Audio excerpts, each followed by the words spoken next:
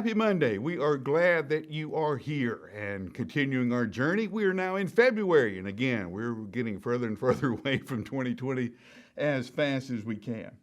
You know, we've read several Bible stories in Luke, and at the end of all of these amazing moments, somebody, the crowd around Jesus, the disciples will say, "Who is this man that he can forgive sins? Who is this man that he controls the wind and the waves? Who is this man?" You know, the interesting story about Legion is the demon knew who Jesus was. The crowd doesn't know. The disciples don't know. The demons know who Jesus is. We know who you are, Son of the Most High God. Now, you would think it would be the other way around. You would think that Jesus would have to prove to the demons who he is. You think that the disciples would catch it, but it's not. The demons know who Jesus is. The demons recognize his power. The demons know that their day is numbered. Now, I know when you talk about demonic possession, people kind of scratch their head and say, well, we're not sure. Now, understand, in the first century, demonic possession covered a lot of things. Part of it was things like depression. That would have been demonic possession. Mental illness would have been demonic possession. So a lot of what we now recognize as modern medicine, they would have attributed to demonic possession. Now, having said that,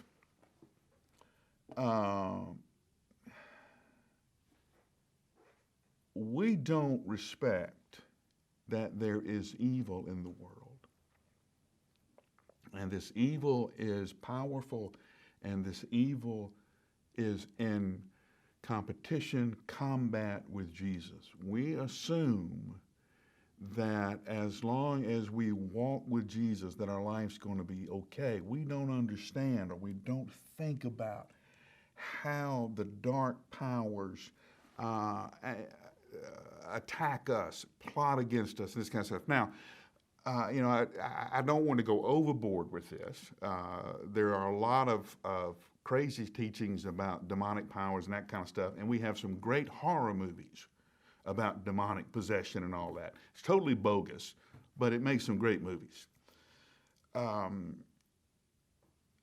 I've lived long enough, and I've talked to enough people that there are times when people begin to sin,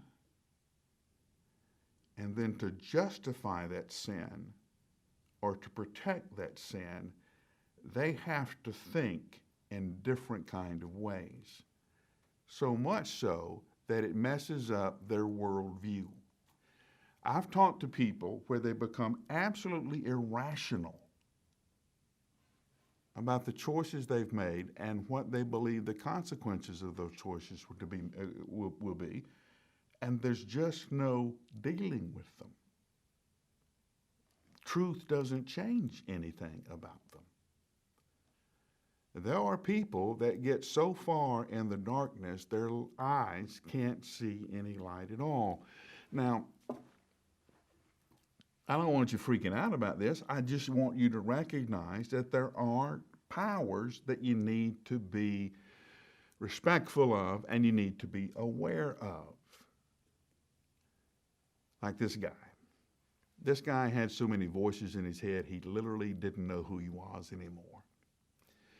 It was his relationship with Jesus that changed everything, gave him his identity, his own name, and his right mind.